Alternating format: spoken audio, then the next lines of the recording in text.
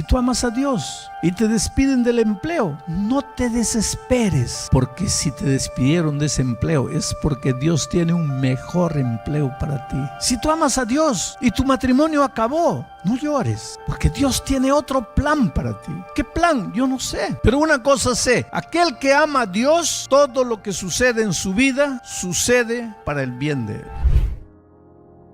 Mi tema está en Romanos capítulo 8, versículo 28, y este es un versículo que ustedes conocen muy bien, y dice así: y sabemos que a los que aman a Dios, mira, esta promesa no es para todos, esta promesa en esta noche no es para todos ustedes, es solo para los que aman a Dios. Si tú lo amas, la promesa es para ti. Si tú no lo amas, esta promesa no sirve para ti. Esta promesa solo sirve para los que aman a Dios. Y dice así: y sabemos que a los que aman a Dios, todas las cosas les ayudan a bien. Esto es, a los que conforme a su propósito son llamados. A los que aman a Dios, todo lo que les sucede en la vida, les sucede para bien. Hasta las cosas más feas que te ocurren en la vida, si tú amas a Dios, te ocurren para bien. Entonces, esta noche voy a hablar un poco del sufrimiento y del dolor de los hijos de Dios. Porque hay muchas personas que preguntan: ¿por qué si yo amo a Jesús me pasan cosas tristes? ¿Por qué si yo amo a Dios pierdo el empleo por causa del sábado?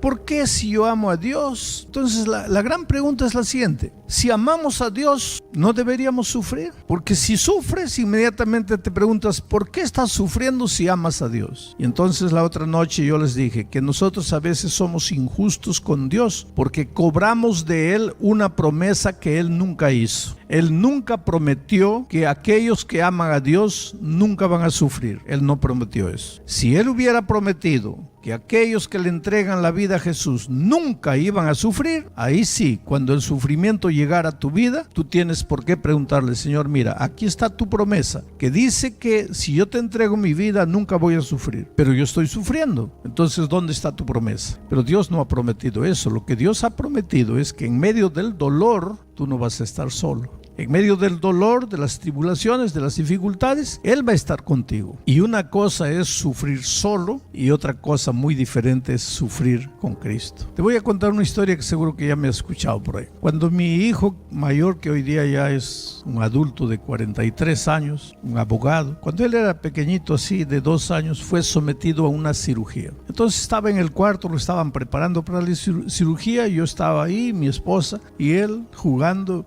esperando que llegue la enfermera, y la enfermera llegó con una aguja enorme, le iban a poner la anestesia, y cuando él vio la aguja pues se asustó. ¿Qué niño no se asusta cuando ve una aguja tremenda? Y la enfermera le dijo: no te asustes, que no te va a doler. Ahora, ustedes conocen una inyección que no duela. Eso no es verdad. Entonces, pero la enfermera estaba mintiendo. Era una mentirita blanca que ella estaba inventando para que el niño no se asuste. No te asustes, que no te va a doler. Y mi hijito me miró a mí como diciendo: es verdad que no me va a doler. Y yo pues siempre he tratado de ser honesto con mi hijo, transparente, no me gusta mentir a mis hijos, he tratado de nunca hacerlo. Y cuando él me miró con sus ojitos ahí como diciendo: dime, ¿es verdad lo que ella está diciendo? ¿No me va a doler? Le dije: mira, hijito, ¿para qué te voy a mentir? Te va a doler un poquito. Pero el asunto es que si no te ponen la inyección, no vas a sanar. Y para poder correr, para poder jugar tú y yo,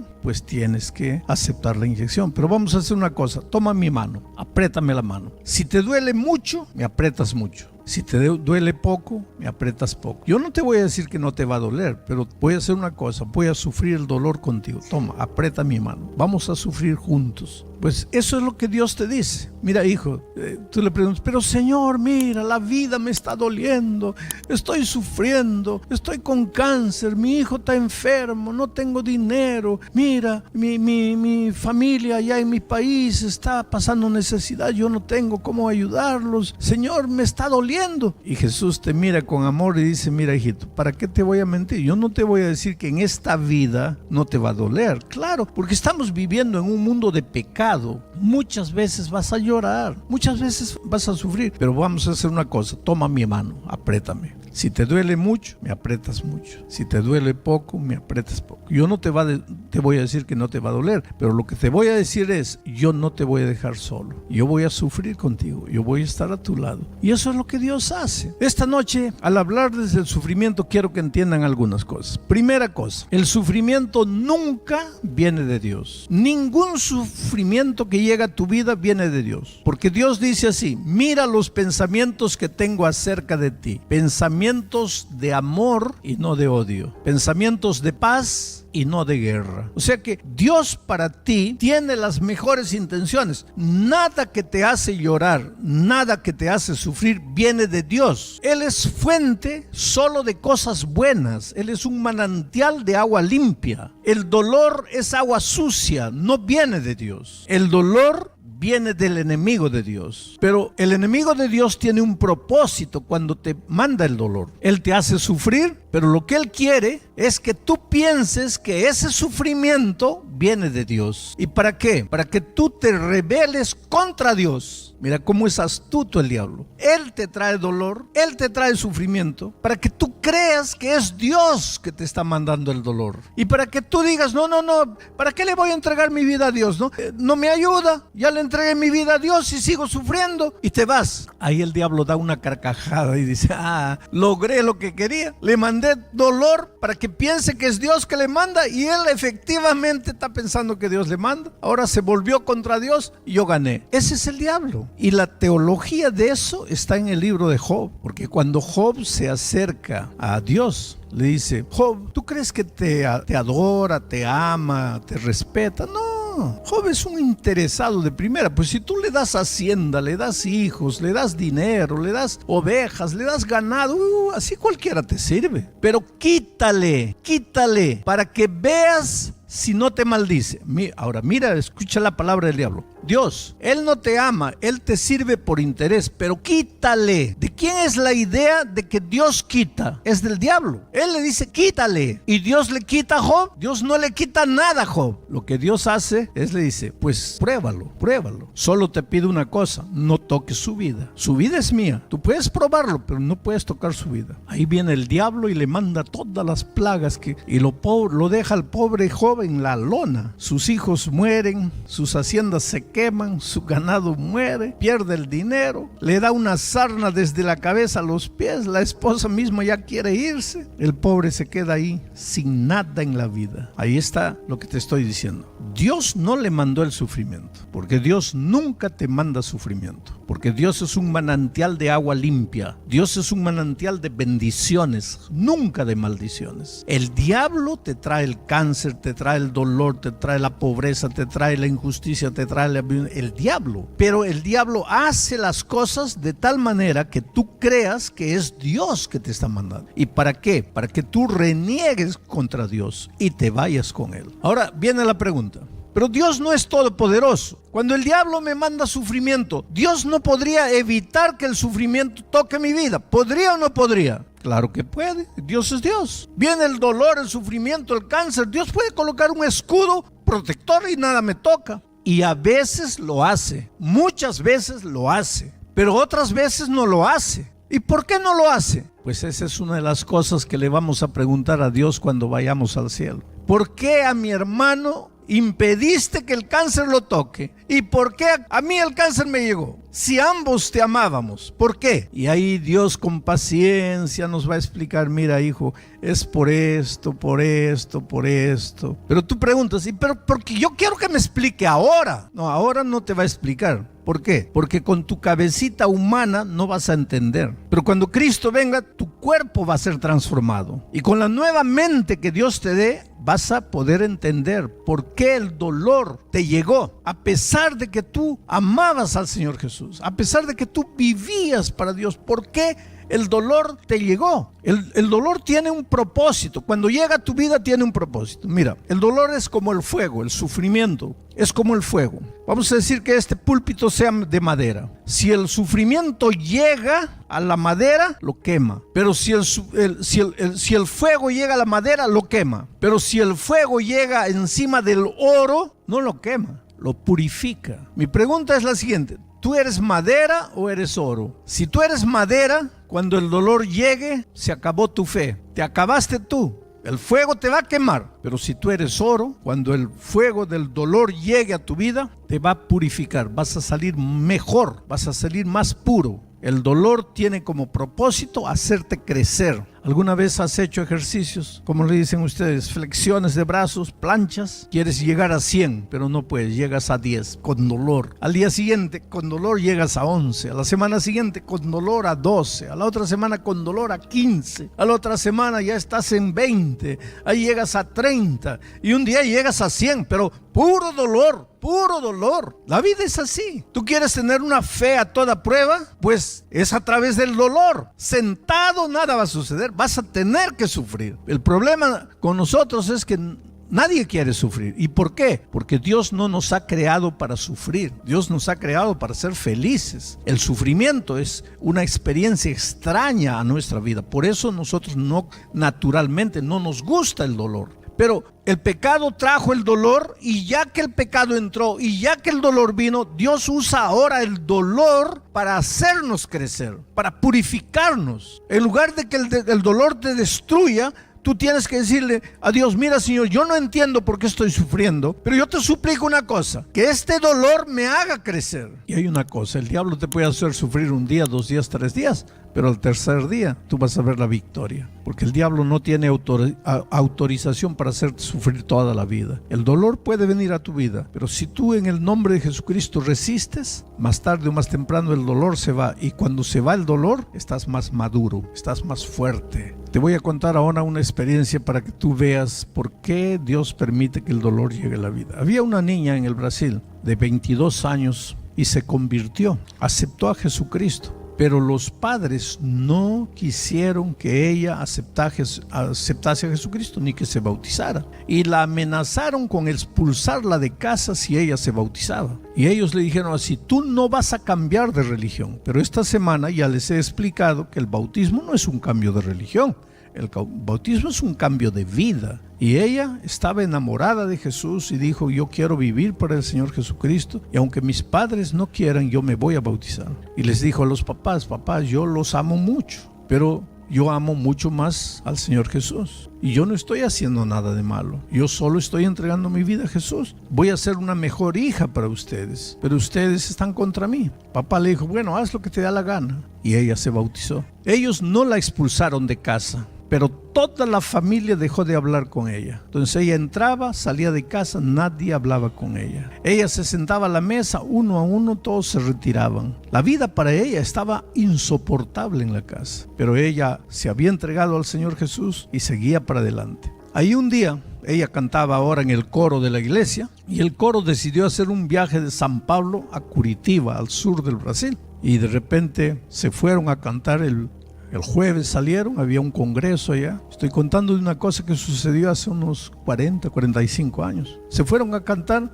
y el jueves, antes de partir, ella pues entró a despedirse del papá. Y le dijo: mira, papito, el coro va a cantar en Curitiba y yo voy con el coro. Y quiso darle un beso al papá, y el papá se retiró. ¿Y qué me avisas a mí? ¿Tú no haces lo que te da la gana? Pues vete. No, yo solo quería despedirme. ¿Para qué? Vete. No tienes que darme un beso hipócrita ahí. Tú no me respetas, tú no me amas. Tú haces lo que te da la gana, vete. Y pobre chica se fue. El congreso fue lindo allá en Curitiba, todo maravilloso. Y cuando están regresando ya el sábado en la noche, viajando toda la noche para San Pablo, el ómnibus en que venían los muchachos cantando, todos los muchachos eran miembros del coro de la iglesia central de San Pablo, venían cantando, y de repente el ómnibus choca contra un camión, y un camión que estaba cargado de fierro de construcción. Sabe que 22 jóvenes, el ómnibus estaba con 40 jóvenes, 22 de ellos murieron. Al día siguiente los periódicos sacaron una noticia tremenda que decía así: ¿dónde estaba Dios cuando sus hijos cantaban? ¿Dónde estaba Dios cuando ellos estaban alabando el nombre de Dios? ¿Dónde estaba Dios que no cuidó al camión, que no cuidó al ómnibus? 22 muchachos murieron. Fue uno de los golpes más terribles que la iglesia sufrió en el Brasil en toda su historia. 22 cajones estaban en la iglesia, en el velorio, cuando la hija murió.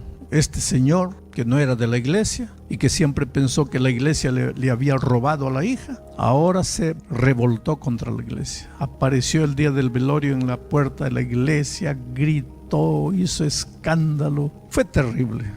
Fue terrible. Amenazó con hacer un proceso judicial contra la iglesia y eso y aquello. Y el día del entierro, pues fueron todos al cementerio, los cajones comenzaron a bajar a la tumba. El hombre estaba ahí, su esposa, los hermanos de la niña, todos estaban ahí. Y cuando comenzaron a bajar a la tumba, los muchachos que habían salido vivos del coro estaban cantando. Cuando venga Jesús nos veremos, cantando. Lloraban y cantaban y lloraban. Terminó el entierro. Antes de que echasen la tierra encima del cajón de la hija, él se arrojó al hueco y comenzó a llorar y decía: entiérreme, yo quiero ser enterrado con mi hija. Y se abrazaba al cajón y le decía: hijita, perdóname, el jueves cuando tú te estabas yendo quisiste darme un beso, yo no sabía que te estabas despidiendo y yo no quise, perdóname. Hombre desesperado completamente. Bueno, terminó el entierro, todos se fueron y la mejor amiga de la hija de este hombre, que era justamente la chica que la había traído a la iglesia, la chica que había estudiado la palabra de Dios y la había traído a la iglesia, compañera de estudios de ella. Ya cuando todo el mundo se estaba yendo, vio que ese hombre, el papá de la niña, se estaba quedando solo allá en la tumba. Entonces ella regresó y lo vio llorando ahí. Y entonces ella le dijo: Señor, usted no va a entender ahora, pero Dios sabe lo que hace. Tú sabes que esa frase, Dios sabe lo que ella hace, es fácil de decir para los que están fuera del dolor. Para los que están viviendo el momento del dolor, ellos no pueden entender cómo que Dios sabe lo que hace. Y el hombre la miró a la chica y le dice: mira, yo no entiendo a ustedes son locos. ¿Cómo pueden? Yo estoy aquí llorando, desesperado por mi hijo, y ustedes cantando. Ustedes son locos. Ustedes no tienen sentimiento. Y la chica le dice: mire, señor, si usted notó bien, nosotros no estábamos solo cantando, también estábamos llorando. Llorábamos porque tenemos tristeza, porque pues, nuestros amigos jóvenes han pasado al descanso. Por eso llorábamos. Pero cantábamos porque tenemos esperanza. Porque cuando Cristo venga, nuestros amigos van a resucitar. Y yo voy a poder abrazar a mi amiga. Y el hombre y la mujer: ¿cómo? ¿Mi hija va a resucitar? Claro que va a resucitar. Pero ¿de dónde sacas eso? ¿Cómo que va a resucitar? Y ella le leyó la palabra de Dios y dice: aquí está. Cuando suene la trompeta, los muertos en Cristo resucitarán primero. Y su hija murió en Cristo, ella va a resucitar. Y de repente los ojos del hombre se iluminaron. Y le dijo: ¿tú me estás diciendo que yo voy a abrazar a mi hija de nuevo? Y él le dijo: mire, señor, yo no le estoy diciendo eso. Yo le estoy diciendo que su hija va a resucitar. Pero si resucita, la voy a abrazar de nuevo. No sé, Señor. ¿Cómo no sabes? Porque yo no sé si usted se ha entregado a Jesús. Su hija, con toda seguridad, va a resucitar. Porque la palabra de Dios dice: los muertos en Cristo resucitarán. Pero usted ya ha entregado la vida a Cristo. ¿Qué es eso? Ya ha abierto su corazón a Jesús, ya le ha dicho: Señor, yo te entrego mi vida, yo quiero estudiar tu palabra, yo quiero seguir tus consejos.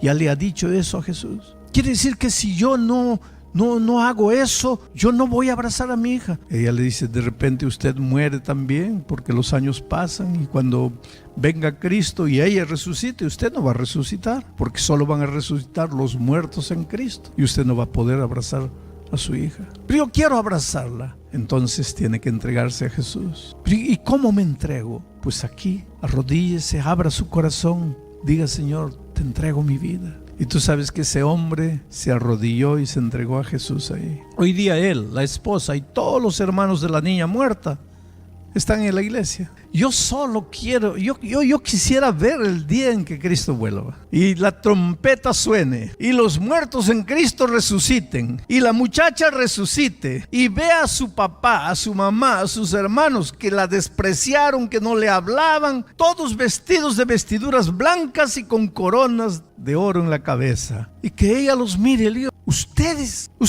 están aquí. Y el papá le diga: sí, hijo. Sí, hija, si tú no morías, tal vez nosotros nunca nos hubiéramos entregado a Jesús. pero fue gracias a tu muerte que hoy día estamos todos salvos. Ahora entiendes lo que Pablo dice cuando dice así: si tú amas a Dios, hasta la muerte se vuelve una bendición para ti. Si tú amas a Dios y te despiden del empleo, no te desesperes, porque si te despidieron de ese empleo es porque Dios tiene un mejor empleo para ti. Si tú amas a Dios y tu matrimonio acabó, no llores, porque Dios tiene otro plan para ti. ¿Qué plan? Yo no sé, pero una cosa sé: aquel que ama a Dios, todo lo que sucede en su vida sucede para el bien de él. El problema es que nuestro tremendo problema es el miedo en el corazón. Yo tenía un gran amigo que era el procurador de la República allá en Brasil, doctor Clayton Rossi, un amigo personal. Inclusive mi hijo mayor es abogado por la influencia que él ejerció en mis hijos cuando ellos eran jovencitos. Un hombre extraordinario, ganador de almas, misionero, consagrado, entregado a Dios. Y un día los médicos descubren que está con cáncer al pulmón. Nunca fumó, está con cáncer al pulmón. ¿Qué dirías tú si nunca fumaste, amas a Jesús con todo tu corazón y de repente te dicen que estás con cáncer al pulmón, propio de fumadores, y tú nunca fumaste y eres hijo de Dios? ¿Qué sería lo primero que harías? Decirle: Dios, ¿dónde estás? Yo nunca fumé y estoy con cáncer al pulmón. No puede ser. En un año el doctor Clayton se fue apagando.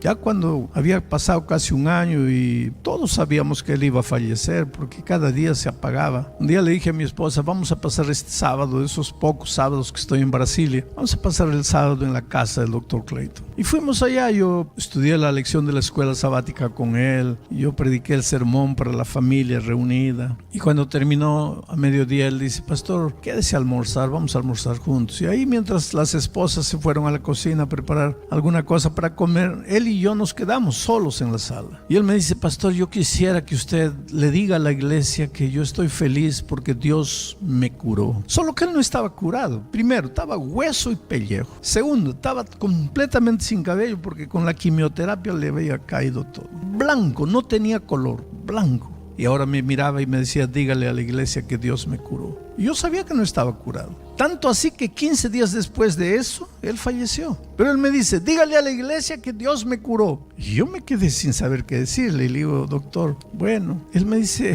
pastor, usted no cree lo que estoy diciendo, no me entiende. Dígale que estoy curado, pastor. Dígale a los hermanos que estoy curado. Y yo le digo: doctor, realmente discúlpeme que no le entiendo, porque pues si usted dice que está curado, yo tengo que aceptar, pero es que yo no lo veo curado. Y él me dice: pastor, usted no me entendió. Del cuerpo no estoy curado, del cuerpo estoy acabado, voy a descansar en cualquier momento. Solo que yo no tengo miedo del descanso, no tengo miedo porque estoy curado. Le digo: pero doctor, no le entiendo. Me dice: pastor, cuando el médico me dijo un año atrás que yo estaba con cáncer al pulmón, yo entré a mi cuarto, me arrodillé y lloré y grité con Dios. Y le dije: Señor, no puede ser. Renuncié al mundo, renuncié a todo, me entregué a ti, viví para ti, nunca fumé, nunca bebí, y ahora me mandas cáncer al pulmón. Mira, me mandas cáncer al pulmón. ¿Tú crees que Dios le mandó el cáncer? Dios nunca manda. El dolor viene del diablo, no de Dios. Pero es así que pensamos en el momento de la desesperación. Y él dice: pastor, durante 3, 4, 5 meses yo estaba perdiendo la fe. Yo gritaba con Dios cuando estaba a solas. Yo le decía: Señor, yo no te entiendo. He depositado toda mi confianza en ti. Es así que me pagas. 7, 8 meses, pastor. Yo estaba literalmente enojado con Dios. Hasta que un día me di cuenta que el peor cáncer que me estaba acabando no era el cáncer del pulmón. El cáncer que me estaba acabando era el cáncer del alma. Yo no entendía el porqué del sufrimiento. Entonces me arrodillé y le dije: Dios mío, cúrame de este cáncer del corazón, del alma, del espíritu.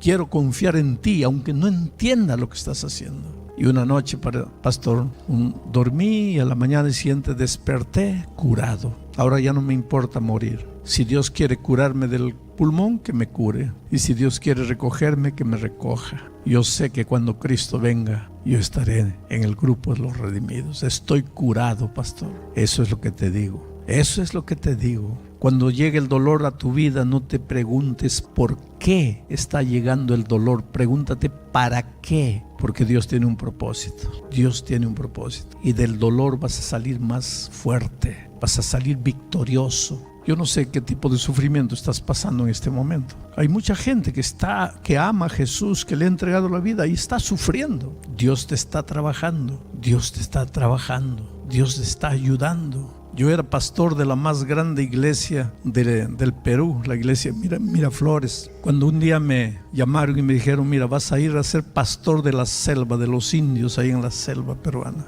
Y fui. No había carreteras, había que caminar a pie, había que andar por el río en una canoa. 35 aldeas de indios distribuidas en la selva, visitando a ellos a pie, caminando, en medio de los peligros, en medio de las dificultades. ¿Cuántas veces pasé hambre? ¿Cuántas veces pasé necesidad? ¿Cuántas veces no tenía que dormir? A veces caminando 7, 8 horas ya no aguantaba de sed, no había agua. Encontraba un charco de agua, espantaba a los renacuajos, me tomaba esa agua. Otras veces ni charco de renacuajos había, solo había barro. Agarraba mi camisa, colocaba el barro ahí, exprimía y las gotas que caían tomaba de agua. Por eso hoy día yo digo, si una bacteria quiere entrar a mi cuerpo, tiene que pensar 50 veces, porque puede morir dentro de mí. Pero ¿para qué todo esto? Dios me fue preparando, Dios me fue preparando. ¿Para qué? Porque Él tenía un servicio mayor para mí. Él tenía un ministerio más grande para mí. Pero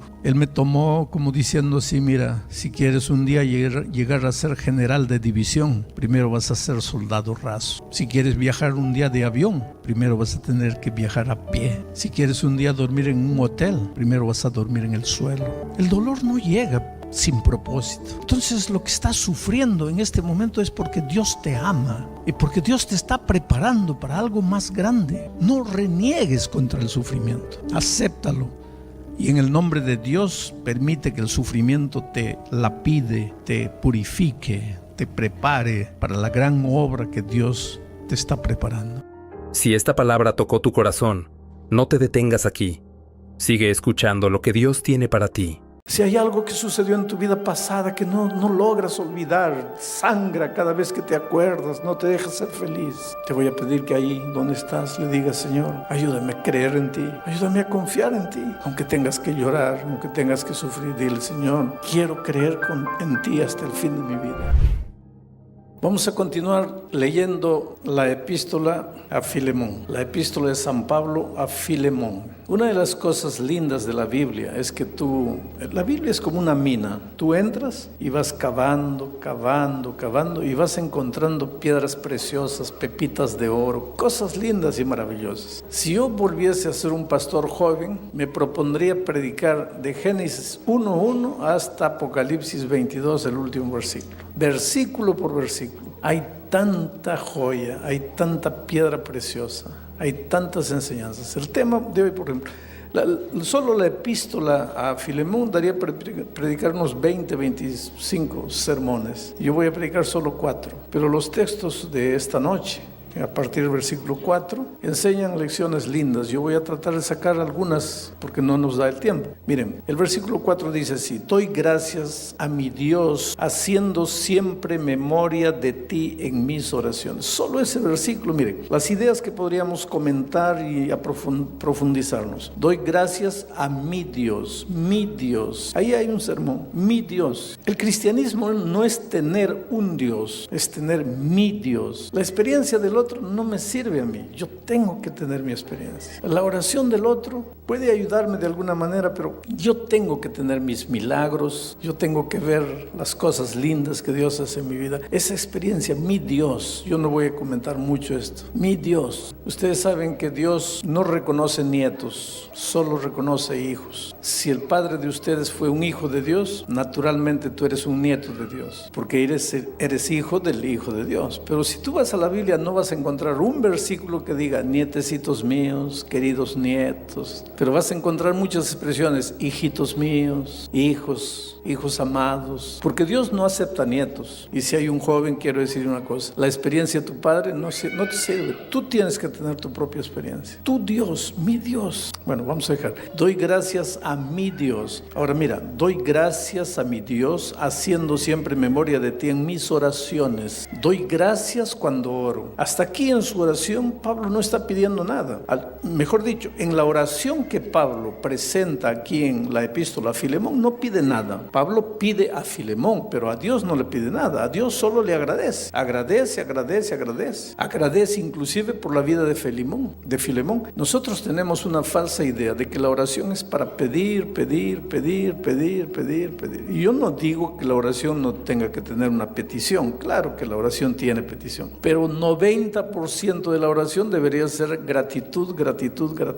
Reconocimiento de las cosas maravillosas que Dios ha hecho. El otro día alguien me dijo, pero pastor, Dios no hace nada maravilloso en mi vida, ¿de qué le voy a agradecer? Está todo mal, no tengo empleo, no tengo documento, no tengo salud, mi hogar destruido. Agradécele. Debemos agradecer a Dios inclusive porque las cosas no están saliendo como queremos. Debemos agradecer a Dios inclusive porque las cosas aparentemente nos están saliendo mal. Estoy viendo colportores por ahí, no sé, mi corazón me dicen que son colportores. Esos de corbata roja son colportores o no? Tienen cara de colportores. Cuando no te abren la puerta, agradece a Dios. Tú serías capaz de recibir el diagnóstico del médico que dice que estás con cáncer y arrodillarte y agradecer a Dios. Difícil, ¿no es cierto? Pero ¿sabes por qué es eso? Porque estamos acostumbrados solo a pedir. Y la oración para nosotros es un instrumento de convencer a Dios para que haga lo que queremos. Pero oración no es eso, porque Dios sabe lo que necesitas antes que pidas cualquier cosa. Entonces, si Él ya sabe lo que necesitas, ¿por qué tienes que orar? Es que tú no oras para convencerle a Dios de nada. Si alguien quiere hacerte el bien, es Dios. Si alguien quiere que tengas un buen empleo, si alguien quiere que tengas buena salud, si alguien quiere que tengas un hogar feliz, si tu hijo está aplicando para una gran empresa, si alguien quiere que tu hijo entre, es Dios, más que tú. Dios quiere lo mejor de lo mejor para ti. Entonces no creas que tú pasas la noche toda, Señor, que mi hijo entre a la empresa, que mi hijo entre, que mi hijo...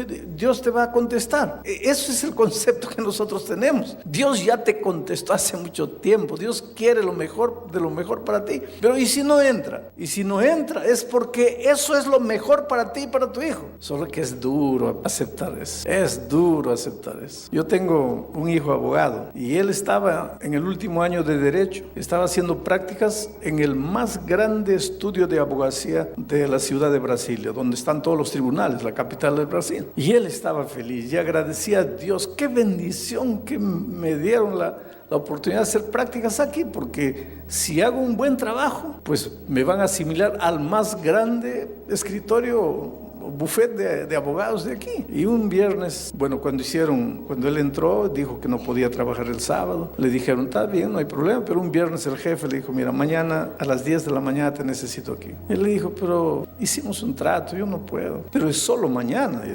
Nuestro trato sigue en pie. Tú, todos los sábados tienes libre, solo mañana. Es una excepción. Yo no estoy diciendo que trabajes todos los sábados. Sí, doctor, pero no puedo. No puedes. Yo te doy todos los sábados. Tú no me puedes dar un hito. Vamos a ser un poco maleables. Toda verticalidad no funciona en nada. Doctor, no puedo. ¿Quién es tu pastor para pedirle permiso? Que no se trata de mi pastor. Se trata de mí. Pero tú no eres un abogado. Tú no tienes cabeza abierta. No me vas a decir que una horita va a destruir tu fe, va a mudar. No, doctor, no puedo. Bueno, yo te espero. Ahora, si no vienes mañana, el lunes ya no te presentes. Y él llegó a la casa triste. ¿Qué hago, papá? Le digo, haz lo que tu conciencia te dice, lo que Dios te dice. Y no fue. El lunes se presentó y cuando el jefe lo vio le dijo, ¿qué dijimos? No te presentabas el sábado, no venías hoy. Acabó, chao, estás fuera. Yo vi a mi hijo sufrir y de cierta manera estremecer su fe. Porque lo primero que él dijo fue lo siguiente: yo fui fiel a Dios, mira lo que Dios me hace. ¿Sería justo raciocinar así? Desde el punto de vista humano, sí. Porque nadie se alegra cuando las cosas van mal. Te despiden del empleo, ¿vas a agradecerle a Dios? Te dicen que estás con cáncer, ¿vas a agradecerle a Dios? Te dicen que tu hijo acaba de morir, ¿vas a arrodillarte y agradecer a Dios? Un ser humano normal difícilmente va a hacer eso. Pero difícilmente si no nos hemos acostumbrado a hacer de la oración agradecimiento. Pero si hemos aprendido a agradecer, no va a ser difícil agradecer en los momentos difíciles. Pero si hemos hecho de la oración solo petición, cuando los momentos difíciles llegan no vamos a poder agradecer. Yo me arrodillé con mi hijo y le dije, mira hijo, hay una cosa, Dios no falla. Aparentemente falló, pero eso es aparentemente, porque Dios no falla. Dios te va a abrir una puerta, pero papá, ¿qué puerta? Estoy en el último año de derecho. Esta era la grande oportunidad de mi vida. Y ahora te voy a decir una cosa que le dije a mi hijo. Cuando aparentemente Dios te cierra una puerta, es porque te está abriendo una puerta más grande. Cuando aparentemente Dios demora en responder la oración como tú quieres, es porque tú todavía no estás preparado para recibir la bendición. Porque a veces tu corazoncito es de este tamaño y Dios tiene para ti una bendición enorme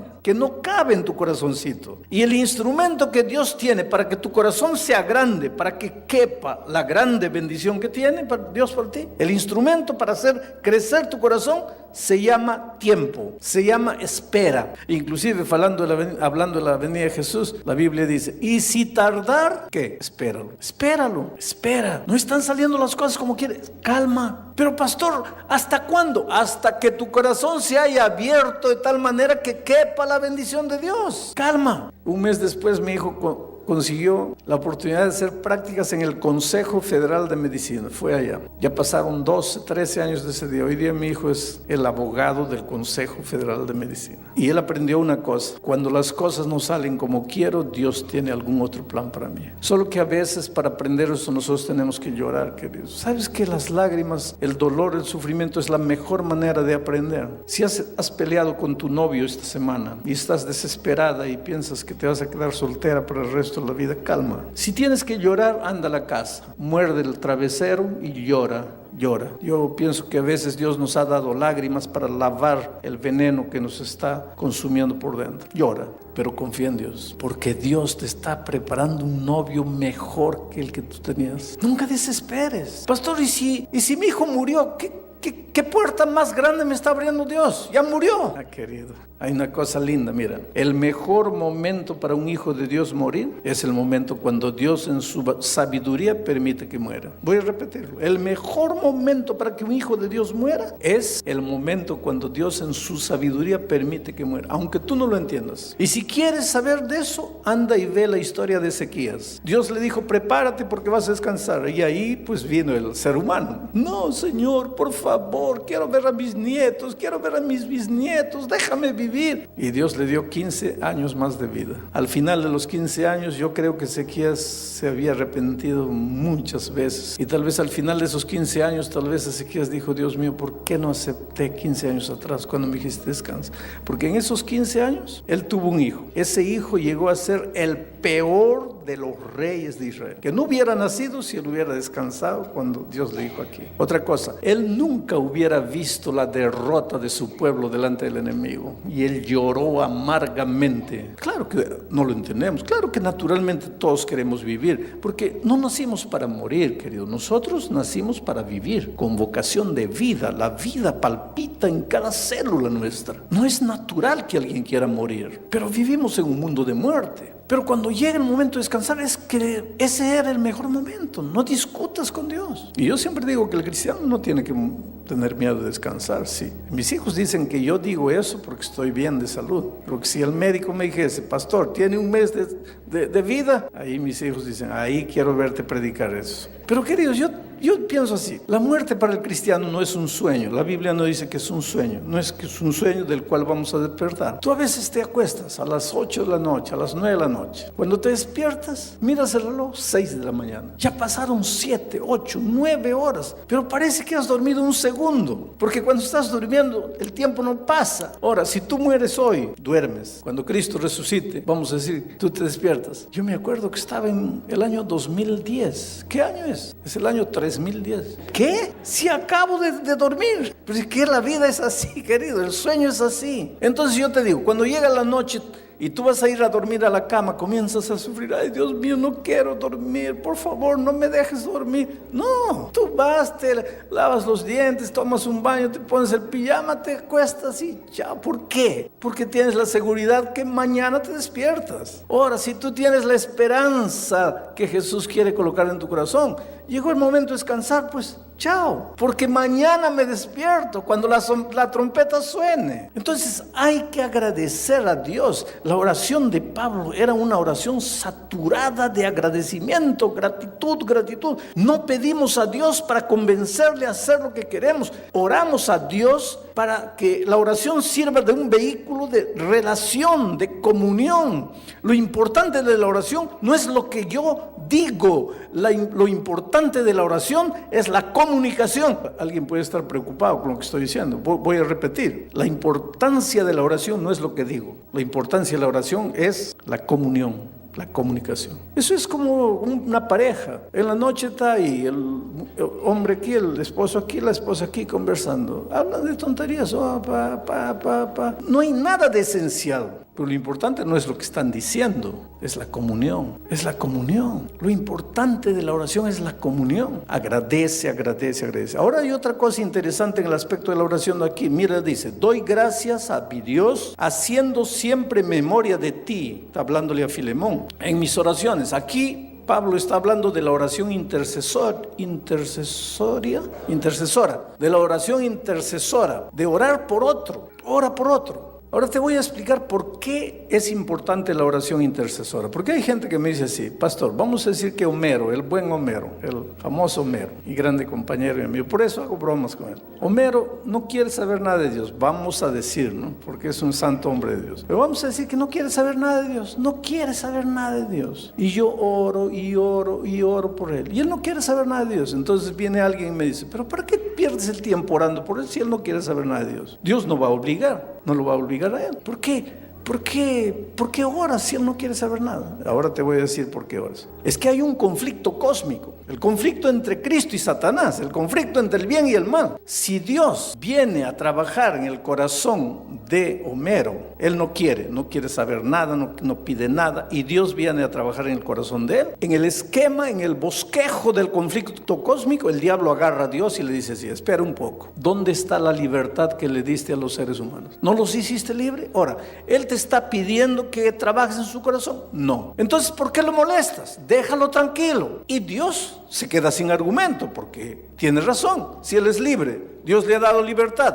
¿Cómo es que su espíritu va a estar trabajando con él si él no pide? Pero cuando yo oro por él y el espíritu viene a trabajar en el corazón de él y el enemigo le dice, ¿por qué le estás molestando si él no pide? Mi oración intercesora le da un argumento a Dios. Porque Dios dice, está bien, yo no estoy atendiendo la oración de él porque él no está pidiendo nada. Yo estoy atendiendo la oración de él porque él está pidiendo. Entonces la oración intercesora le da un argumento a Dios para continuar trabajando en el corazón de las personas. Por eso ora por tu esposo. Pero pastor, ¿para qué? Ese hombre ya no está perdido, es 40 años, no quiere saber nada. Sigue orando. Yo cuando era pastor de iglesia, jovencito, tenía una hermana cuyo esposo era un ogro, literalmente. No quería saber nada, no quería ver a nadie. Había expulsado muchos pastores de casa. Y yo no me atreví a tocar la puerta, porque ya había expulsado a mis antecesores. Yo era un muchacho inexperiente. Hay muchas cosas que yo hice en la vida y de las cuales me arrepiento.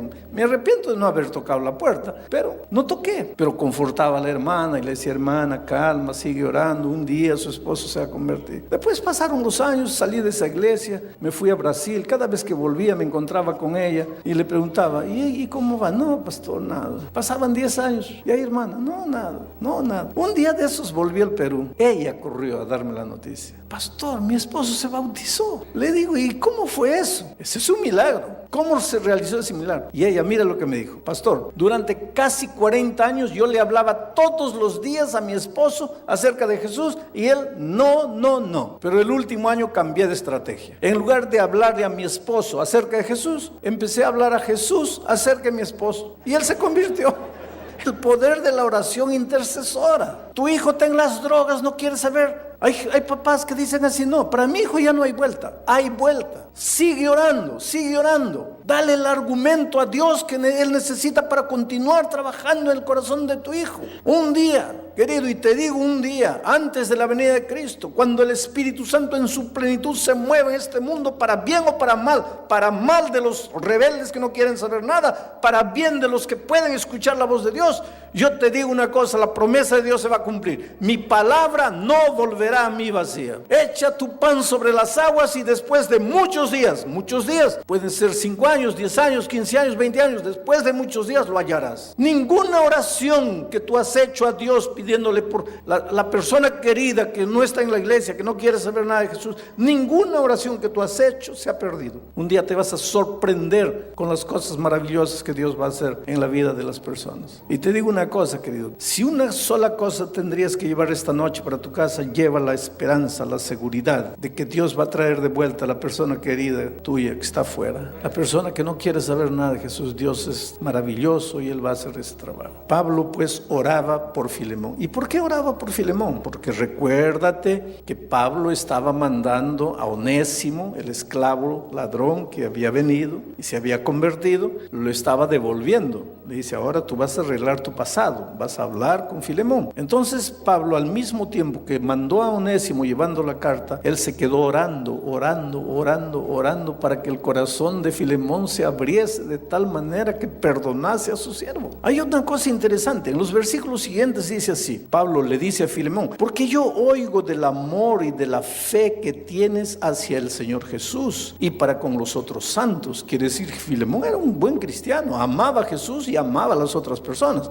Ahora aquí hay una cosa interesante, el que ama a Jesús debe amar a las otras personas. Pero hay personas que no son fáciles de ser amadas y seguramente tú conoces a algunos de ellos. Tú quisieras amarlos, pero no se dejan amar. Son difíciles. Hay personas que han nacido con un extraño don de no dejarse amar. Pero si tú dices que amas a Jesús, ¿qué es lo que Pablo dice? Por eso es que Pablo oraba por Filemón. Oro por ti, para que ese tu amor por Jesús se revele también por tus hermanos. Pero no solo por ellos, sino por este esclavo que te robó y está volviendo a ti. Porque es maravilloso amar al hermano. Es fácil amar al que te hace bien, pero amar al vecino que te hace una bulla terrible ahí en el piso de encima. Orar al vecino cuyo perro viene y orina en tu puerta. Orar al vecino que tiene un loro que te despierta todos los días a las 5 de la mañana. Orar a la persona que habla mal de ti. Orar a la persona que no te saludó. Orar a la persona que un día tú estabas andando y él estaba hablando con otra persona, pero hablando mal de ti. Y después te sonríe. Y entonces tú llegas a la conclusión, este es un hipócrita. Amar a esa persona. ¿Cómo es posible amar a una persona así? No es fácil. Quiere decir, Pablo le dice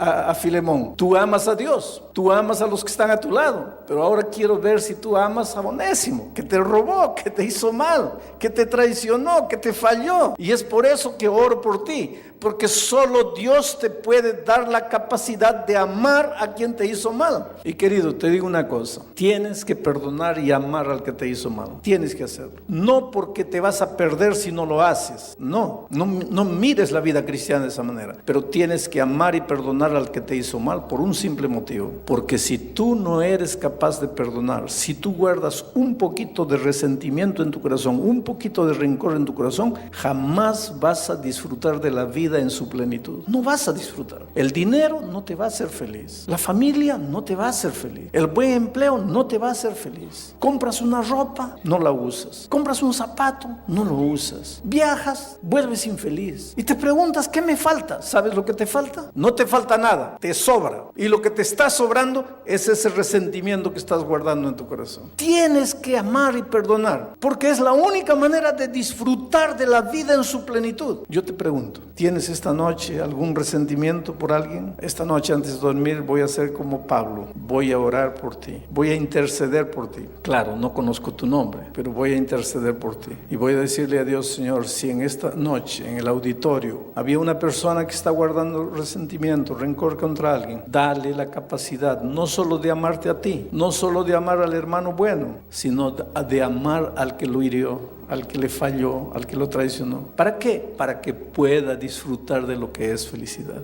Hay mucha gente que no es feliz porque no tiene la capacidad de sacar la basura, porque el resentimiento es basura. Y cargando basura no puedes disfrutar. ¿Cómo puedes disfrutar de un perfume maravilloso cargando basura? ¿Cómo puedes disfrutar del aroma de una comida linda cargando basura. Tienes que limpiarte de la basura. Ahora, solo Jesucristo lo puede hacer. Solo Jesucristo lo puede hacer. En el versículo 10, mira lo que Pablo dice. Y te ruego pues por mi hijo Onésimo, a quien engendré en mis prisiones. Y quiero terminar con este mensaje. Mi hijo Onésimo, a quien engendré en mis prisiones. Interesante. ¿Cómo es la vida, querido? Porque nosotros imaginamos la vida de una manera. Dios la imagina para nosotros de otra manera. Y felicidad es aprender a vivir la vida no como la imaginamos, sino como Dios la imaginó. Hay gente que dice así: pastor, no es esta la vida que yo imaginé para mí. Pero ya te has preguntado si es esa la vida que Dios imaginó para ti. Yo no soy feliz porque esta no es la vida que yo quería.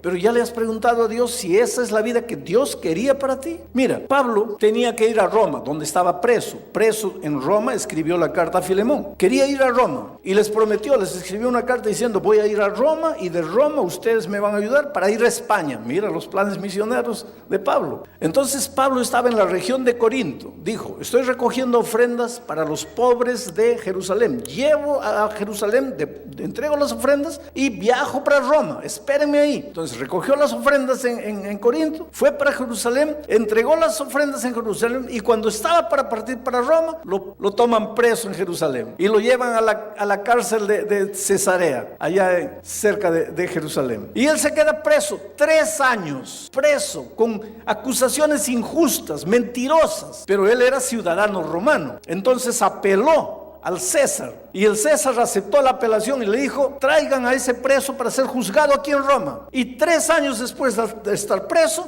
él va a Roma. Solo que en ese viaje el barco naufragó en la isla de Malta. ¿Te acuerdas? Cuando le picó la serpiente y todo eso. Fue un viaje tumultuado. Y finalmente llega a Roma. Solo que en sus planes originales, Pablo debería llegar a Roma libre, feliz, bien alimentado, con buena salud.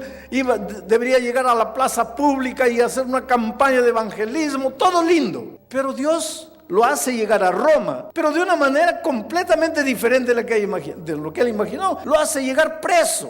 Ahora, si libre ya sería difícil la predicación del evangelio en Roma, preso entonces ya no haría nada. Pero si tú vas al libro de Tesalonicenses, vas a ver que Pablo dice ahí que justamente por causa de sus prisiones, gente que no se hubiera convertido de otra manera, se convirtió. Por causa de tu dolor, gente que no se hubiera convertido de otra manera, se convertirá. Yo no sé si tú te enteraste de lo que sucedió con un misionero brasileño en la isla de Palau. Lo asesinaron, mataron a él, mataron a la esposa, mataron al hijo. Una tragedia. Muchacho lindo. Los padres de él viajaron para allá. Imaginen encontrar a su hija, la nuera, a la nieta muerto, y al nieto muerto y a la nietecita toda herida. Lo primero que tú imaginarías es: ¿dónde está Dios? ¿Qué Dios es ese que no cuida? Esa madre no debería tener rencor por ese asesino. Agarraron al asesino 24 horas después. Cuando la madre llegó allá, ya estaba preso el asesino. Lo había hecho drogado, dominado por las drogas. Y ella pidió: yo quiero ver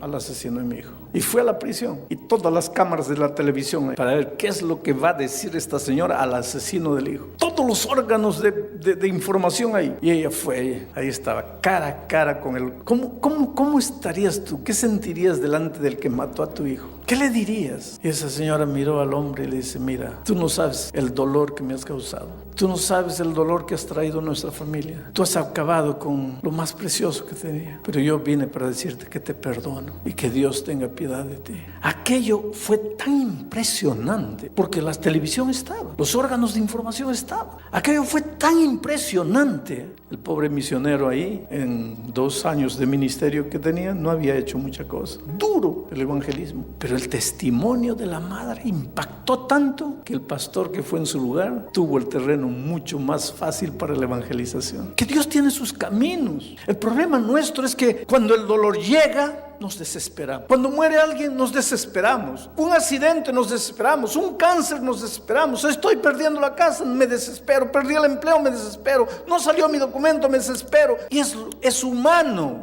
Es humano, pero no es cristiano. Porque el verdadero cristiano en el dolor tiene que decirle: Señor, me está doliendo terriblemente, no te entiendo, pero creo en ti y confío en ti. Tienes todo el derecho de llorar y mirar al cielo y decirle: Señor, perdóname, como ser humano no te entiendo, pero tú nunca has fallado a tus hijos y no me vas a fallar. ayúdame a llegar hasta el fin. Y después te vas a dar cuenta las maravillas que Dios te estaba preparando. ¿Te acuerdas de Jesús cuando llegó a la tumba de Lázaro? Las hijas le habían mandado, cuando Lázaro estaba enfermo, emisarios: ven, tu amigo, el que tú amas, está enfermo. Y Jesús se quedó por allá. 4 días ya había muerto y el hombre ya olía mal, ya estaba en descomposición, y Jesús llega. Y una de las hermanas se atrevió a decirle: Señor, ¿para qué? ¿Para qué? Ahora ya no, ¿para qué? Cuando estaba enfermo te suplicamos, te imploramos, lloramos, te mandamos emisarios, no viniste. Ahora, ¿para qué? ¿Para qué? ¿Sabes por qué Jesús demoró? ¿Sabes por qué Lázaro murió? ¿Sabes por qué aparentemente Jesús no le hizo caso a ellas? Porque lo que ellas estaban pidiendo era poquito. ¿Sabes lo que ellas pedían?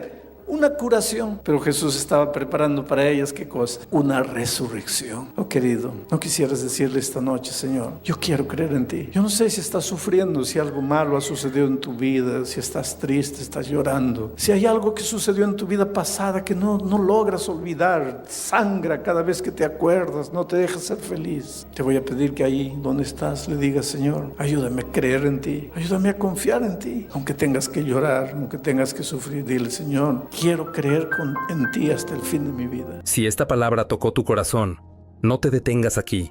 Sigue escuchando lo que Dios tiene para ti. Pero Jesús dice: yo no doy mi paz como el mundo da. Mi paz es otro. En medio de la tormenta, en medio del dolor, en medio de las dificultades, en medio de las crisis, si tú me abres tu corazón, yo entro y coloco paz. Y la tormenta no te asusta. La enfermedad no te asusta, la pobreza no te asusta, la crisis no te asusta, porque yo estoy en tu corazón y yo soy la paz. Y Él nos dejó el mejor ejemplo, porque una noche había tormenta en el mar de Galilea y sus discípulos desesperados: ¿dónde está Jesús? ¿Dónde está? Y Él estaba durmiendo, tranquilo. Los otros asustados: vamos a morir. Y Jesús durmiendo. ¿Por qué? Porque Él es la paz. Y cuando ese Jesús entra en tu corazón, entra la paz. Y cuando entra la paz, entra la solución a tu problema.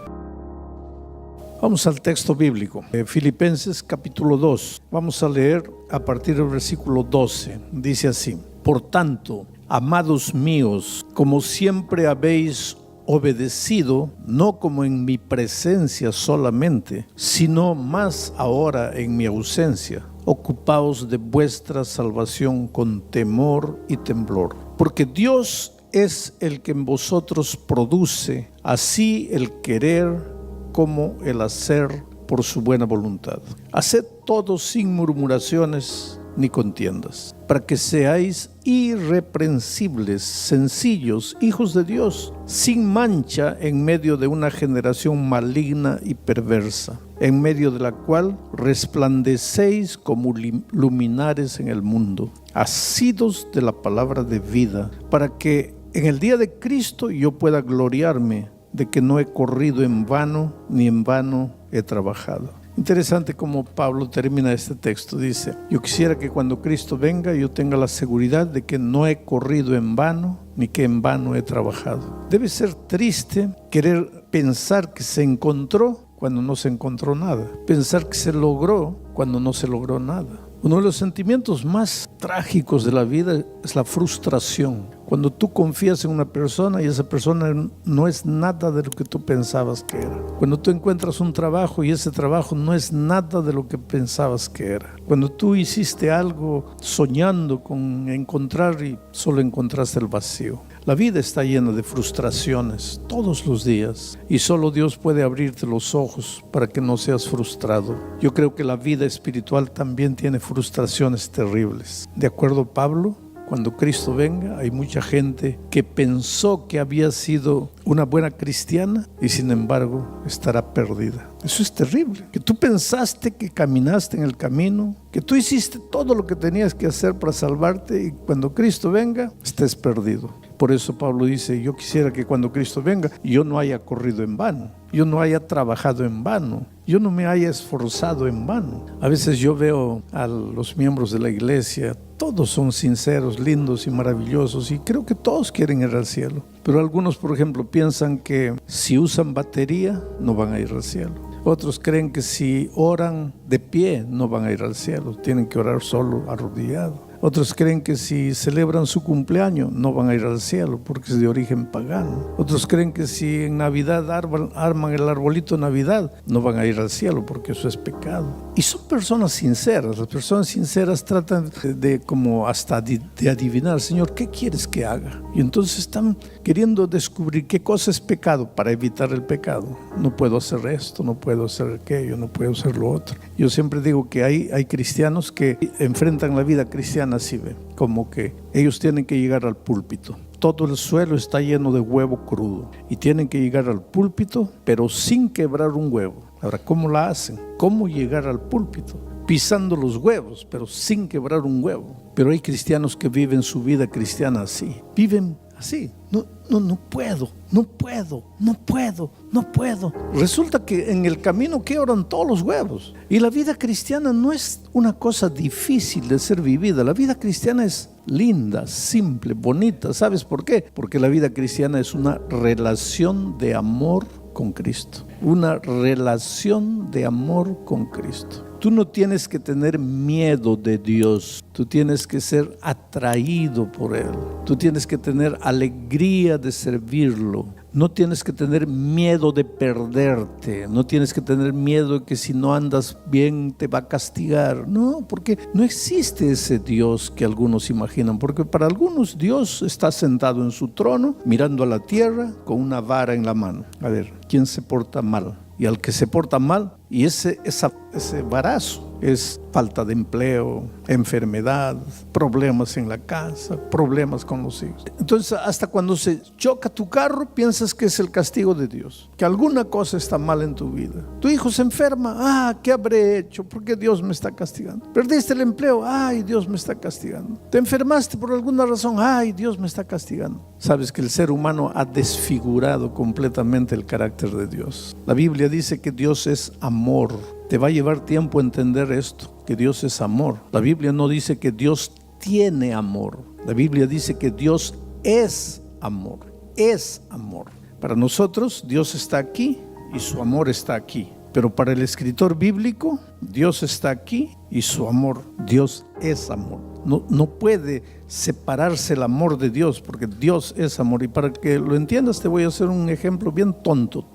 ¿De qué está hecho este micrófono? De metal. ¿De qué está hecho mi traje? De paño, de tela. ¿De qué está hecho mi zapato? De cuero. ¿De qué está hecho este púlpito? De madera. Ahora viene la ilustración tonta. ¿Y de qué está hecho Dios? Pues esa ilustración es una ilustración tonta, porque Dios no está hecho de nada. Dios es Dios. Dios nunca fue hecho. Pero estoy haciendo la pregunta tonta solo para que entiendas. Y si Dios estuviera hecho, ¿de qué estaría hecho? ¿Cuál sería la materia prima de su ser? Amor. Eso es lo que la Biblia dice cuando dice que Dios es amor. Dios te ama. Te ama con un amor que tú jamás vas a entender. Y si estás enfermo, o si estás sin empleo, o si estás endeudado, o si tu esposa se fue, o si tu hijito murió, no es porque Dios no te ame, porque Dios te va a amar siempre, siempre, siempre. No hay nada que tú puedas hacer para que Dios te ame, porque Él ya te ama, sin que hagas nada. El amor de Dios no es por merecimiento. Pero así como no hay nada que puedas hacer para que Dios te ame, porque Él ya te ama, tampoco hay nada que puedas hacer para que Dios deje de amarte, porque hagas lo que hagas, Dios siempre te va a amar, nunca te va a dejar de amar. Porque por ahí, cuando tú eras niño, tus papás decían, pórtate bien, porque si no te portas bien, Dios no te va a amar. ¿Cómo que Dios no te va a amar? Y a veces no podemos librarnos de eso hasta cuando somos viejos y pensamos que cualquier cosa mala que nos pasa es porque Dios dejó de amarnos. Mira, el día que Dios deje de amarte, deja de ser Dios, porque Dios es amor. Y si Dios es eterno y Dios es amor, su amor es eterno. Su amor nunca se va a acabar. El otro día alguien me dijo, pastor, entonces, pues, ¿para qué me preocupo? Ya estoy salvo, porque Dios me ama. No, querido, no vamos a confundir las cosas. Yo te estoy hablando del amor de Dios, no te estoy hablando de la salvación. ¿Qué cosa es la salvación? Es tomar el amor de Dios, es apoderarte del amor de Dios. Dios te ama, pero si tú no te apoderas del amor de Dios, ese amor no te sirve para nada. Y te voy a hacer una ilustración.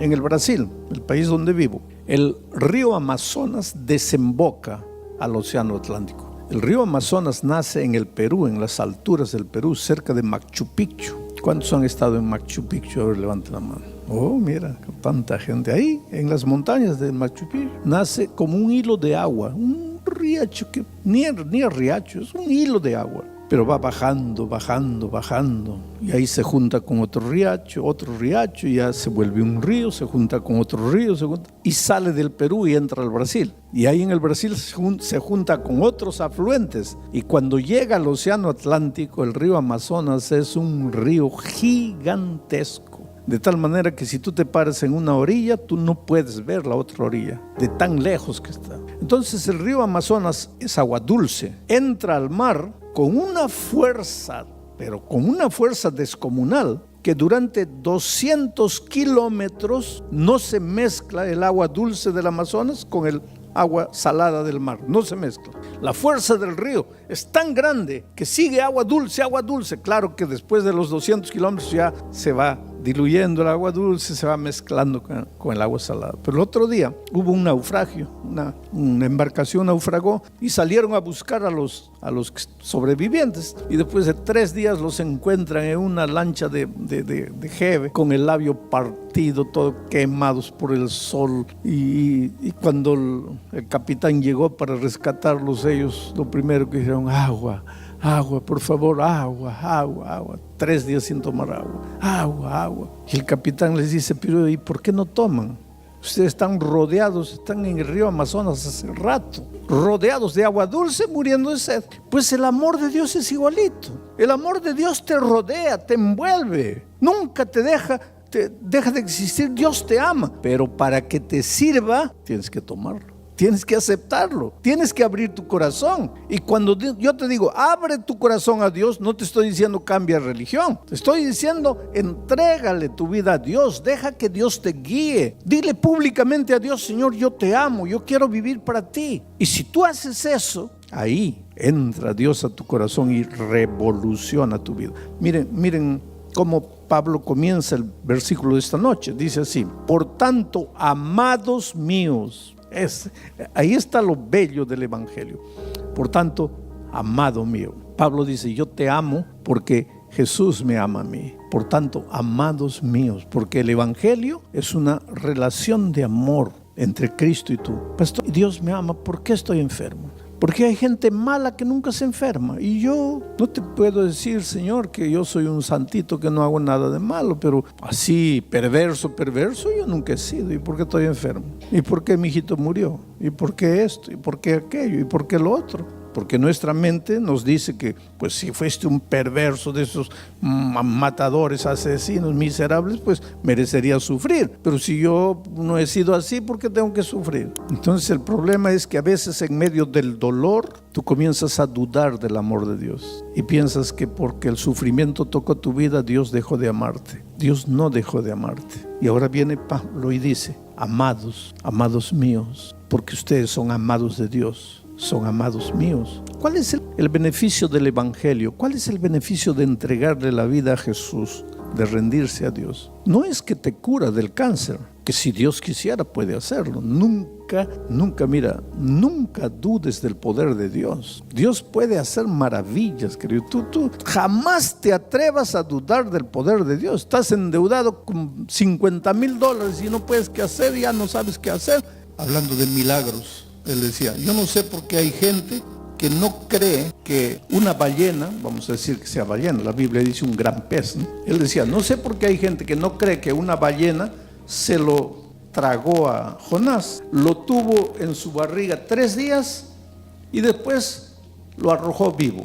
Él decía: yo no sé por qué hay gente que no cree en eso, porque conociendo al Dios que yo conozco, decía él, si la Biblia dijera que Jonás se tragó a una ballena, lo tuvo en su barriga 3 días y después la arrojó vivo, yo creería, porque yo sé quién es mi Dios. Y ese hombre murió con cáncer. ¿Puedes entender eso? Entonces, ¿por qué Dios no lo curó? Claro que lo curó. No lo curó del cáncer, porque el cáncer era lo de menos. El terrible problema que cargamos en la vida no es el cáncer. El terrible problema que cargamos en la vida es que empezamos a perder la fe en Dios. ¿Pero qué va a hacer Dios conmigo?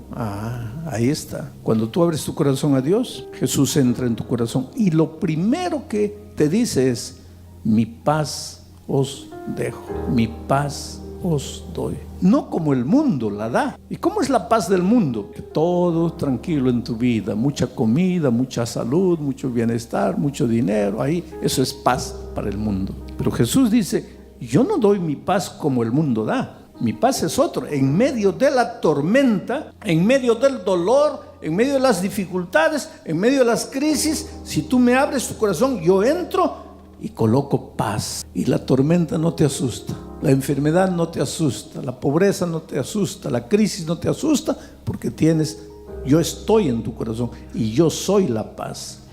Y Él nos dejó el mejor ejemplo, porque una noche había tormenta en el mar de Galilea y sus discípulos desesperados: ¿dónde está Jesús? ¿Dónde está? Y Él estaba durmiendo, tranquilo. Los otros asustados: vamos a morir. Y Jesús durmiendo. ¿Por qué? Porque Él es la paz. Y cuando ese Jesús entra en tu corazón, entra la paz. Y cuando entra la paz, entra la solución a tu problema. Ya les dije que yo trabajé muchas veces, muchos años allá en la selva. Y yo creo que Dios me llevó allá para enseñarme lecciones que de otra manera nunca hubiera aprendido. Y una de las lecciones fue justamente el valor de la paz en el corazón. Yo caminaba, porque no había ómnibus, no había camiones. Caminaba y llegaba a un lugar, no había puente, entonces atravesaba el río nadando de un lado para otro. Y un día llegué a una aldea llamada Maranquiari. Allá estaba ya la aldea. Yo llegué por este lado y quise atravesar el río Perené nadando. Y de repente la corriente me comenzó a llevar. Es decir, cuando uno veía el río estaba calmo. Cuando entré me di cuenta que la corriente no se veía, pero se sentía. Y me comencé a desesperar, me comencé a asustar, porque es lo que hacemos, ¿no? Y asustado, ¿qué haces? Comienzas a dar manotazo para aquí, manotazo para allá. Y cuanto más manotazo das, más te cansas. Menos mal que los hermanos indios se dieron cuenta que yo estaba en problemas y todos se arrojaron y me rescataron allá abajo, más allá abajo, como a 1 kilómetro, había una catarata pequeña. Si yo caía ahí, estaba muerto, pero ellos me rescataron. Entonces el jefe indio me dio un consejo. Ya una vez que me recuperé todo, ya pasó el susto, el miedo, me dice: pastor, le voy a dar un consejo. Cuando usted se está ahogando en el río, cuando usted siente que la corriente se lo lleva, piense así: si me desespero, estoy muerto. Si me desespero, estoy muerto. Porque primer paso para salir de cualquier tormenta: no se desespere. Porque si se desespera, estoy muerto. Ahora tú vas a ver la diferencia entre el que sufre sin Dios y el que sufre con Dios. El que sufre sin Dios se desespera. El que sufre con Dios tiene paz. Y con paz en tu corazón. Y yo ya probé eso en el río muchas veces después. Cuando yo sentía que el agua me llevaba, yo miraba, a ver, ¿qué va a hacer este río conmigo? Lo máximo que puede hacer es seguirme llevando. Tú no sabes flotar, aunque no sepas nadar, no sabes hacer patito ahí, pues deja que el río te lleve. ¿Sabes por qué? Porque el río te va a arrojar a alguna orilla. El río solito te va a llevar a una orilla. ¿Qué te lleva? Pero para eso tu corazón tiene que estar lleno de paz. Para eso no tienes que estar desesperado, tienes que confiar. Entonces, si tú entraste aquí lleno de deudas y le entregas esta noche la vida a Dios, tal vez Él no te va a mandar el dinero, pero te va a colocar paz en el corazón. Y vas con paz en tu corazón y vas a ver cómo miras la vida de otra manera. Porque sin paz en tu corazón, ¿qué hacías en la noche? Ay, me suicido. Ay, la muerte es la única. No, tal vez puedo robar. No, desesperado. Comienzas a buscar tus métodos humanos de pagar la deuda. Pero ahora con paz en tu corazón, Dios mío, ¿qué hago? Y ahí viene la solución divina cuando tú menos imaginas. No importa cuál es el problema que has traído esta noche aquí, hay solución para ti. Pero tienes que entregarle el corazón a Jesús. Por eso es que todas las noches yo digo a las personas: levántense y vengan, levántense y vengan. ¿Por qué? Porque el otro día alguien me dice: pero pastor, ¿por qué usted insiste tanto en que las personas vayan adelante? Por un motivo. Jesucristo, cuando estuvo en esta tierra, dijo: si tú confiesas mi nombre, delante de los hombres, yo voy a confesar tu nombre delante de mi Padre que está en el cielo. ¿Sabes cuál es nuestro problema? Que todos queremos que Jesús confiese nuestro nombre delante del Padre, pero nosotros tenemos vergüenza de levantarnos, venir y confesar el nombre de Jesús delante de los hombres. No tengas miedo de entregarte a Jesús, de confiar en Él, de darle tu vida. Tú no vas a perder nada. Y cuando abres el corazón, la paz entra. Y ahí con paz en tu corazón tú contemplas la vida de otra manera. Pero vamos a la esencia del texto. Dice así: por tanto, amados míos, como siempre habéis obedecido, no como en mi presencia solamente, sino mucho más ahora en mi ausencia, ocupaos de vuestra salvación con temor. En la iglesia de Filipos había un problema. Muchos hermanos parecían buenos cuando todos los veían, pero cuando nadie les veía, no eran nada de lo que parecían cuando todos les veían. Ahora, ese problema no es de los filipenses, ese es nuestro problema, querido. Nosotros, cuando nos ve la gente, somos buenos esposos, corteses, maravillosos, todo lindo. Y cuando nadie nos ve, ese problema es el problema del ser humano. El ser humano es así. Al ser humano natural le gusta fingir, le gusta aparentar, le gusta disfrazar, le gusta camuflar. Él no es auténtico. Interesante, cuando somos niños somos auténticos. Todos somos egoístas cuando nacemos, porque nacemos separados de Dios por la naturaleza pecaminosa que traemos. No existe pecado original en el sentido de que porque naciste eres un pecador y estás condenado. En ese sentido no existe pecado original, pero sí existe pecado original en el sentido de que cuando naces, ya naces trayendo una naturaleza egoísta. Te puede parecer terrible decir que esa bebita bonita que está en los brazos de ese amigo que está entrando sea una niña egoísta, pero tan bonita, pequeñita, ¿cómo ser egoísta? Pero infelizmente así es el ser humano. Todos nacemos egoístas con naturaleza pecaminosa. Y si tú quieres un ejemplo, coloca en una mesa, porque la vida es así, ¿ven? Nacemos egoístas y a medida que vamos creciendo, de niños nos mostramos egoístas sin problema ninguno, nos mostramos egoístas, pero a medida que vamos creciendo vamos a aprendiendo a esconder nuestro egoísmo, a disfrazar nuestro egoísmo. ¿Quieres una experiencia? Coloca en una mesa 6 pedazos de pastel y 5 niños. Cada uno agarra su pedazo y come lo más rápido para agarrarse el pedazo que está sobrando. Porque son egoístas, pero auténticos. No se esconden, no se disfrazan, se muestran. Pero colocas 5 adultos y 6 pedazos de pastel. Ahí es diferente. Cada uno agarra, come. Todos terminan, está sobrando uno, nadie agarra. Ahí uno dice: agarra tú. No, tú.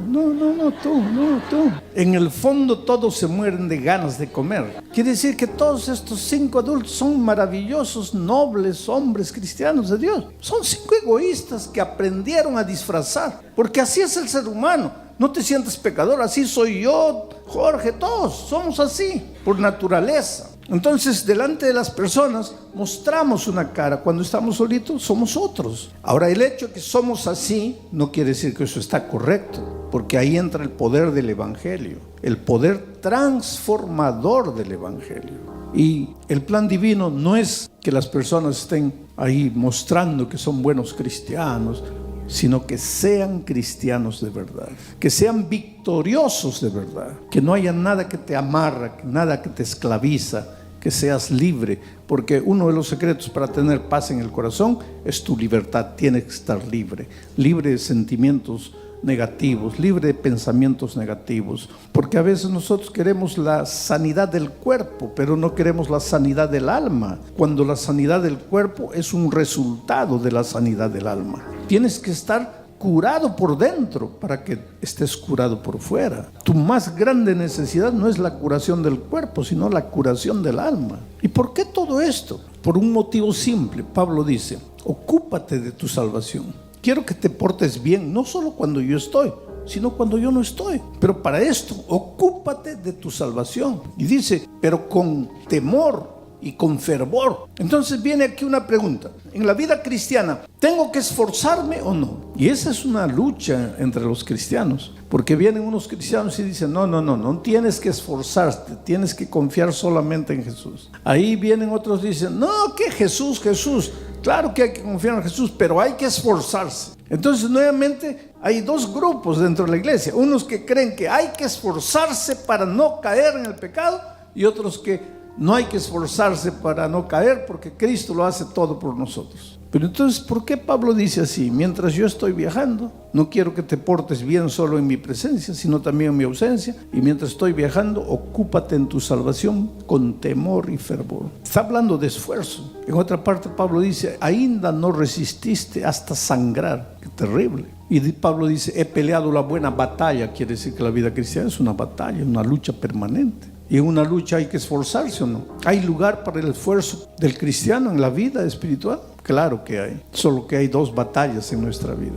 Y tal vez el versículo 16 explica porque dice así: asidos de la palabra de la vida, asidos de la palabra de Dios. Entonces ya dijimos, mira, desde la primera noche venimos diciendo esto. Aquí está Jesucristo. Tú ve a Jesús, agárrate de Jesús, abrázate de Jesús, no te separes de Jesús, no te separes para nada, y ahí vas a vivir una vida victoriosa, porque qué comunión hay entre la luz y las tinieblas, entre Cristo y Satanás, entre la justicia y la injusticia. Entonces en Cristo tu vida es una vida victoriosa. El problema es que con la naturaleza que hemos nacido no nos damos cuenta y ya estamos separados de Jesús, y al separarnos ya estamos cayendo. ¿No quieres caer? No te separes de Jesús. Tu secreto está, no te separes de Jesús. Pero ¿qué pasa con nosotros? Nos separamos de Jesús y cuando viene la tentación, ahí solito queremos el dominio propio, la fuerza de voluntad. No voy a caer y no voy a caer. Le he dado mi palabra a Dios que ahora sí, ya nunca más. Puedes hacer lo que tú quieras, vas a caer. Y en la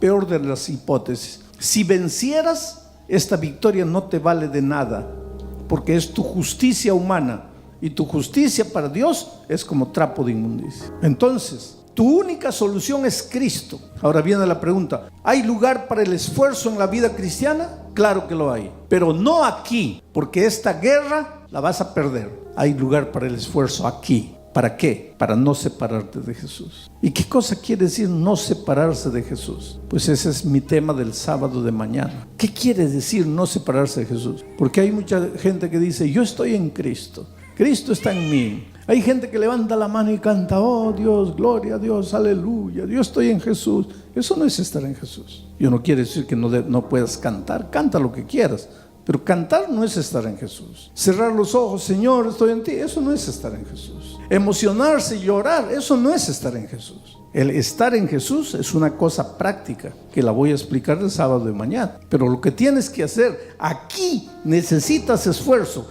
para estar en Cristo. Aquí no vale que te esfuerces porque vas a fracasar. Y te voy a dar un ejemplo bien práctico. Este es un problema de los hombres, este no es un problema de las mujeres. El amor maravilloso de Dios nos ha hecho diferentes, hombres de mujeres. La mujer tiene mente de mujer y piensa como mujer. Y gloria a Dios que sea así. El hombre tiene mente de hombre y piensa como hombre, y gloria a Dios que sea así. Por favor, mi hermano, no quieras pensar como mujer, porque te vas a meter en problemas. Sé hombre, bien hombre, piensa como hombre, no pienses como mujer. Dios te ha hecho hombre. Y a ti, hermana, piensa como mujer. Dios te ha hecho mujer, linda, bonita. No quieras ser hombre. La lucha terrible del feminismo, una lucha tonta, es que la mujer quiere ser como el hombre, y entonces el hombre moderno a veces quiere ser como mujer, y ahí nos metemos en problemas, porque Dios ha hecho al hombre incompleto y a la mujer incompleta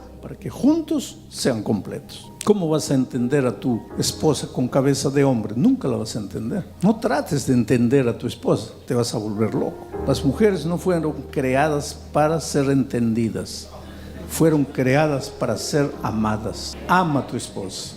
No trates de entenderla, ámala. Porque con tu cabeza de hombre, ¿cómo vas a entender?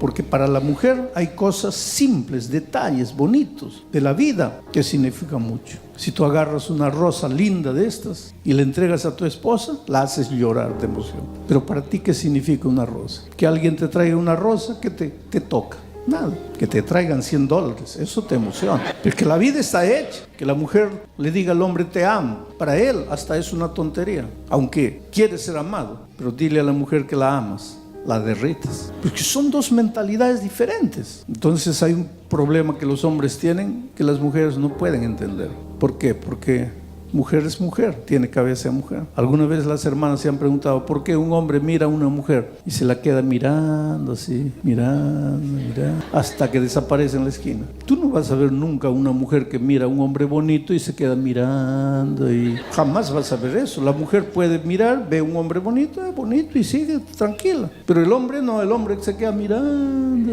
Y la palabra de Dios dice, cualquiera que mira a una mujer para codiciarla, y adulteró en su corazón. Entonces ese es un problema de todo hermano. Por favor, no me digas que no, porque el otro día yo encontré, no, pastor, yo ya no. Si tú me dices eso, de dos una, o eres un tremendo mentiroso o estás enfermo. Ve a consultar con el médico. Porque un ser humano normal, claro que va a querer mirar a una mujer, porque es su naturaleza. Y el hecho de que eres cristiano no quiere decir que tu naturaleza desapareció. Cuando Cristo venga, ahí sí, esto mortal será vestido de inmortalidad, pero hasta ahí es una lucha. Entonces te voy a hacer un ejemplo de dónde tienes que esforzarte, para qué tienes que esforzarte. Tu problema es mirar a la mujer. A veces el problema es tanto mirar a las mujeres, pues que entras a otro terreno bien vecino que se llama la pornografía. Y hoy con estos famosos computadores es tan simple, un clic y ya está resuelto, ya te metiste en el fango. Antes no, antes querías pornografía, pues tenías que ver dónde vendían, pues todo era escondido, era un submundo. Hoy día no, hoy día ya está. Entonces hay muchos cristianos esclavizados completamente. El problema es ese. Ya. Ahora te prometes a Dios, no, nunca más, Señor, nunca más voy a mirar a las mujeres. Las voy a mirar, pero no me voy a quedar mirándolas. Señor, yo te prometo. Tomas la Santa Cena, en la Santa Cena le prometes 1000 cosas a Dios. Señor, ahora sí, mi vida es diferente. De aquí para frente soy otro hombre. Y el lunes vas al banco, a las 11 de la mañana abre el banco, estás yendo al banco, ya te falta unos 20 metros para entrar al banco y sale del banco una dama vestida de manera provocativa y para remate es bonita y viene por la calzada para aquí, tú estás yendo para el banco. Ahí comienza la lucha, tu lucha de cristiano. Señor, no voy a mirar. Señor, yo te he prometido que no voy a mirar, te prometo que no voy a mirar. Y a veces nosotros aprendemos hasta en la iglesia algunos secretos. Dicen que toda tentación dura 3 minutos. Ahí tú comienzas a controlar tu reloj. O si cuentas hasta 100, pasa la tentación, hay 1, 2, 3, 4 y la tentación sigue, y bueno, y Señor, no voy a mirar. Te cruzas, no miraste. Ay, ya cuando estás ya pensando que ya ganaste, antes de entrar al banco das una miradita y entras. Y ahora viene Pablo, dice, pórtate bien, no como si estás delante de mí, sino olvídate que hay alguien mirándote. La victoria no es para mostrarle a otro que has vencido, es para ti, solito, no que cuando los otros te están mirando. Ahora, ¿cómo sería diferente? Si en lugar de en la mañana decirle, Señor, te prometo que no voy a mirar, le dijera, Señor, te prometo que hoy no me separo de ti, suceda lo que suceda, pero no me separo de ti. Y entonces a las 10, cuando estás yendo, la mujer sale del banco y en lugar de decir, no voy a mirar, te conectas a Jesucristo. Señor, mira, apareció esa mujer. Está bonita, Señor, pero tú sabes que yo soy tu hijo, no puedo hacer eso. Señor, por favor, ayúdame. Y tu lucha, tu esfuerzo, no es para no mirar. Tu esfuerzo es para no separarte de Jesús, para no cortar la comunión con Jesús. Y te vas a dar cuenta que entraste al banco y no miraste. Y esa victoria no es tu victoria, es la victoria de Jesús. Pero es tu victoria, porque Cristo vivió en ti. Cristo venció en ti. Y eso es para todo en la vida. Yo te he hecho un ejemplo de una circunstancia, pero para todo en la circunstancia es solo decirle a Jesús, Señor, Él es tu vida. Por eso Pablo dice, para mí el vivir es Cristo. Y es por eso que si queremos una iglesia reavivada, si queremos una iglesia reformada, si queremos una iglesia misionera, tenemos que predicar a Cristo, porque Él es la única solución. No hay otra solución. Todo lo demás nos lleva a caer en una vida hipócrita, en una vida falsa, en una vida de careta, en una vida para afuera, cuando por dentro somos pobres derrotados. Solo Jesucristo es capaz de arreglar las cosas interiormente. Ya te he contado ¿Cuántas veces? Yo estaba en mi oficina una vez en Río de Janeiro y entra mi secretaria y me dice, pastor, hay una chica que quiere hablar. No marcó cita, nada, pero está ahí, dice que quiere hablar con usted. Le digo, hazle entrar. Una muchacha enorme, de 1,90 m casi. Bonita chica, bonita. Pero cuando la miré me pareció que hay algo extraño aquí. Era bonita, pero una belleza que no encuadraba. Y cuando nos sentamos, se sentó frente a mi mesa, me dice, pastor, lo primero que tengo que decir es que yo no soy mujer, yo soy hombre. Pero yo tenía delante de mí a una dama bella, cabello de mujer, rostro de mujer, voz de mujer, solo que sus movimientos medio extraños. Esa es una de las historias de conversiones más grandes que yo he visto en mi vida. No les voy a contar la historia, pero ese muchacho, queridos, cuántas veces él me decía, pastor, me iba al mar, quería meterme al mar y no salir nunca más de ahí. Cuántas veces a la orilla del mar, en la arena, levanté los ojos a Dios y lloré y le dije, Dios mío, ¿qué culpa tengo yo? Hay problemas en la vida, porque él me decía, pastor, yo con 2, 3 años me gustaba jugar de muñequita, de eso, ¿ok? ¿Cómo puedo decir, pastor, cómo alguien puede decir que yo con 2, 3 años era? Pero había algo malo conmigo. Nada justifica el pecado. Lo que es pecado.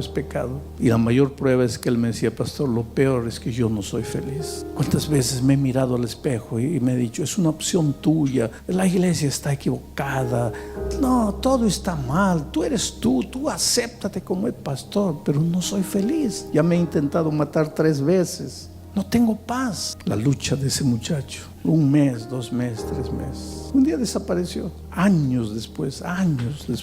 Yo venía de Chile para Brasilia, para en San Paulo, para predicar una noche ahí. Cuando terminé de predicar, un joven elegante, vestido de traje azul marino, me dice, pastor, quisiera hablar con usted. Le digo, mira, hijo, hoy día viajé de Chile. Mañana a las 6 de la mañana sale mi vuelo para Brasilia. Para eso tengo que estar a las 4 de la mañana en el aeropuerto. Para eso me tengo que levantar a las 3 de la mañana. Por favor, entiéndeme, no puedo darte tiempo. Él se puso triste y me dice, pastor, está bien. Digo, ¿cómo sabías que estaba aquí yo? No, es que yo llamé a su oficina, su secretaria me dijo que usted iba a predicar esta noche, por eso vine aquí. Porque yo vine a Estados Unidos solo para hablar con usted. Digo, pues si viniste tan lejos solo para hablar conmigo, vamos a entrar un poquito a la sala pastoral.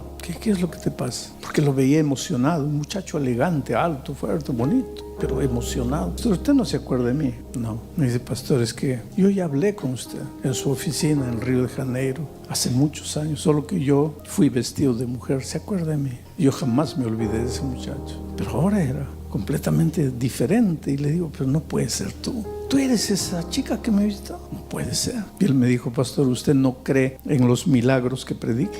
Le digo, mira, hijo, no es que no creo, es que es tan bonito lo que me estás diciendo. Y me contó la historia de cómo Dios fue transformando su vida. Y hay una cosa que te digo, no hay nada en tu vida que Dios no pueda transformar. Y cuando Dios tiene que transformar algo en tu vida, no es porque la iglesia dice que tiene que ser así, es porque tú no eres feliz. Y lo que Dios más quiere es que seas feliz. Y tú puedes querer justificar tus actitudes de una manera y de otra manera, argumentar, racionalizar, pero en el fondo no eres feliz. Cuando llega la noche y estás solo, te confrontas contigo mismo, no eres feliz. Y ahí entiendes que tu única salida es colocar tu vida en las manos de Dios. Y Dios puede cambiar tu ser, como cambió la vida de ese muchacho. Pero hay una cosa que me impresionó, y esto es lo que quiero contar. Él me dice, mire, pastor, ya pasaron años. Si yo le digo que mi lucha terminó, no terminó, pastor. Como quisiera encontrar una chica, enamorarme de ella, casarme, pero no puedo. Yo todavía me siento atraído por hombres. Quiere decir, la lucha está en mí, pastor. Por la gracia de Dios yo no caigo, porque he aprendido una cosa, he aprendido a agarrarme de Jesús.